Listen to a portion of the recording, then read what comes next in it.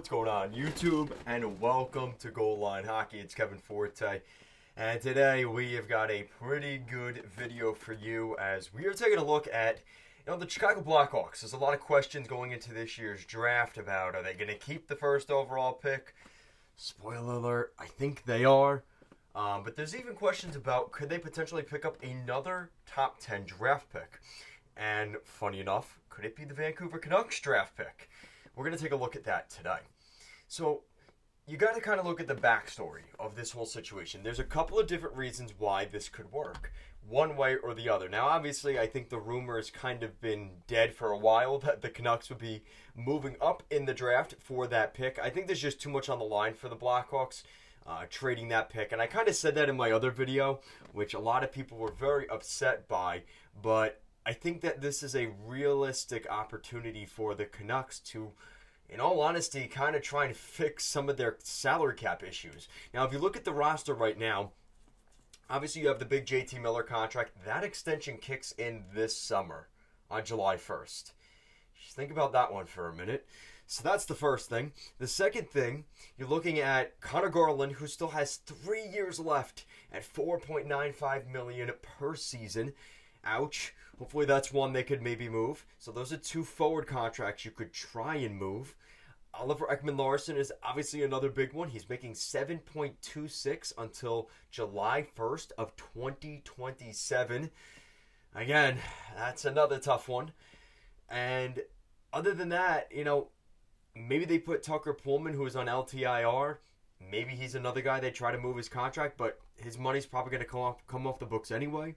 So those are really the three players I'd be looking at in a deal. Now, here's what I'm thinking, okay? You move one of those three guys, whether more likely than not, probably not JT Miller, but let's just say maybe it ends up being Connor Garland or Oliver Ekman-Larsson. Now, the issue is with Ekman-Larsson, he has a modified no movement clause, which would make it a lot more difficult for them if they were looking to move his contract. Another option they could also be looking at is Tyler Myers. He's on the final year of his deal. He's making $6 million next season. That would be a chunk of cap space that the Canucks could really use this summer because you kind of look at their situation right now. You've got Vitaly Kravtsov, you've got Elias Pettersson, Anthony Beauvillier. You've got a couple of guys up front that need new contracts. So this is kind of one of those situations where I could really see the Vancouver Canucks trying to move that cap space. So maybe it diminishes the value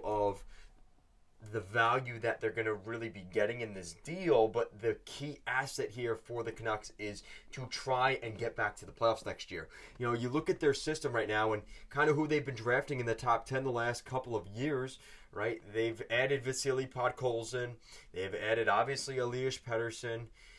You look at even more recent guys they've been drafting, Jonathan Lekkerimäki. Arttu Räty came in from the Islanders trade for Horvat. So they're kind of in a position right now where, yeah, of course, you'd like to have another top 15 first-round pick. But if there's an opportunity for them to move out some cap space and maybe fix some of the issues they've created for themselves, they might have to do that. And what that could create, depending on what happens on the draft floor, creates a situation where, depending on how the cookie crumbles, if you want to say, the Blackhawks could potentially be getting a spot where, depending on if Will Smith and Leo Carlson, where those guys end up going, there is a high possibility that if that Canucks pick is traded to the Blackhawks, we could still see Matvei Michkov on the board. And there could be an interesting scenario where we see Matvei Michkov and Connor Bedard both end up in Chicago. Now again, the Canucks pick, which I believe is going to be in the top 15. Yeah, it's a top 15 pick,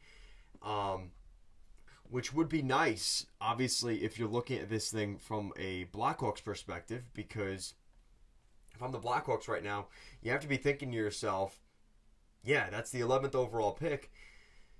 Right now at this point, it kind of looks like you're looking at a spot where you're going to see like a guy like maybe Dalibor Dvorsky, Zach Benson, Matthew Wood, Gabe Perreault, Ryan Leonard, Colby Barlow, Oliver Moore, Braden Yeager, you're kind of looking at that territory between I would say like 8 and 20.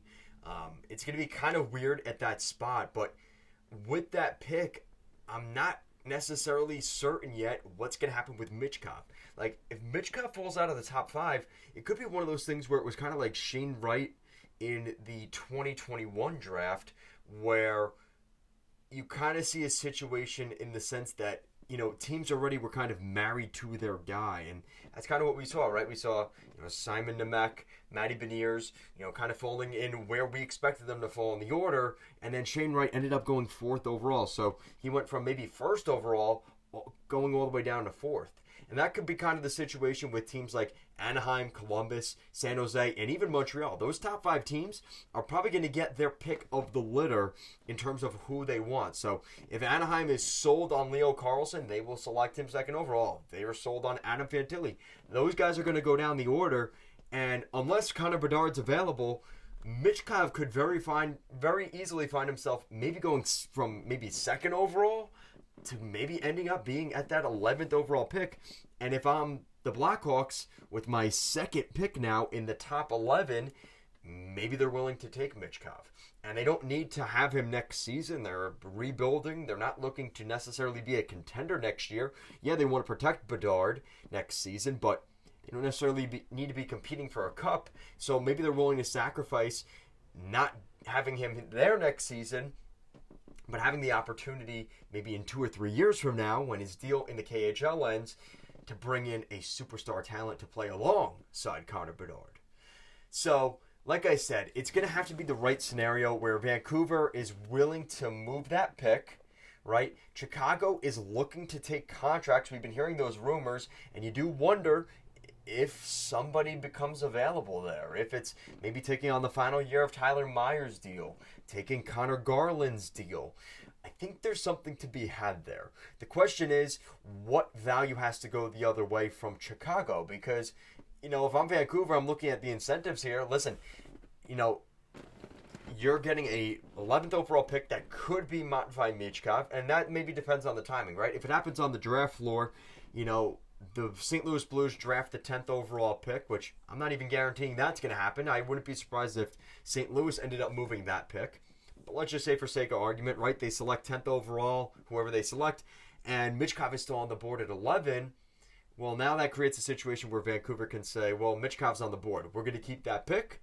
Or they could say, well, we're going to move the pick and say, whoa, if Chicago wants him, the value is going to be higher because Michkov is still on the board, and that might be a little bit of leverage for the Canucks. So it depends on how you look at it, but I think this is going to be a really interesting draft in terms of, first of all, who gets drafted where. Everybody was kind of saying in my mock draft a couple weeks ago, talking about David Reinbacher maybe going all the way up at number 4 to San Jose. He might not go that high, but in this mock draft I actually have in front of me from Cap Friendly, they have him going number 5 to Montreal. So I think this is going to be really interesting to see kind of how things fall, because in the top 3, I think it's very well set. You've got Bedard, Fantilli, Carlsson. In the top 4, those 3 will be gone. I can almost guarantee it. But then we start talking about Michkov, Will Smith, Zach Benson, Dalibor Dvorsky, and then you start running down the list of, Braden Yeager, Oliver Moore, Ryan Leonard, and then it's like, all right, well, now you don't really know who's going to go where. David Reinbacher, who is the defenseman, in the top 10. It's really going to be interesting to see how things fall, and teams maybe moving up to because they want a player that's available that they didn't think would be available, and that's maybe a guy like Michkov or Ryan Leonard, because a lot of people have been talking very highly of Ryan Leonard and potentially his poise already and his mental status, something that a lot of teams seem to be, throughout the interview process, very intrigued with Ryan Leonard and how he performed during that. So, like I said, I think the Canucks spot is going to be very interesting. I do look at St. Louis too. I think those 2 picks, number 10 and number 11, are going to be really interesting in terms of maybe moving those picks. And I'd even consider Washington in that category as well. They have the 8th overall pick. If a guy like Michkov is available, I would assume that they are going to take Michkov, right? They are the Russian machine, right? And I think that's something that is to, again, that's how the dominoes fall, right? Because if Washington trades that 8th overall pick, which we would, let's just say hypothetically, more than likely they would take Michkov. Well, here's the thing, right? If they move that pick, and let's say Winnipeg or let's say Calgary or Nashville moves up to take that 8th pick from Washington, well, now maybe Nashville or Calgary was already looking at somebody that was available, like Zach Benson or Dalibor Dvorsky. Well, now that creates a spot where Michkov continues to fall to 10 or 11, and that's where you see St. Louis or Vancouver maybe trying to pounce or trade that pick. So let me know what you guys think down below. What do you guys think of the potential of the Vancouver Canucks trading that pick to the Blackhawks in order to maybe acquire some salary, to maybe acquire some assets from the Blackhawks in the deal, to get them back on track? Because I think the Canucks are closer than we give them credit.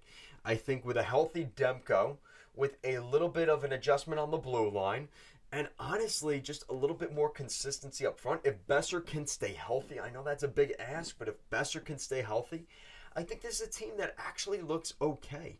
I'm not a huge fan of JT Miller. You guys know my thoughts on that. Not a huge fan of Oliver Ekman-Larsson on the back end either. And that's where I have my concerns, because I was kind of expecting them to make the playoffs last year, and they disappointed me. So I still have my qualms about what they can do, but we saw potential, right? We saw Ilya Mikheyev play pretty decent last year. Same thing for guys.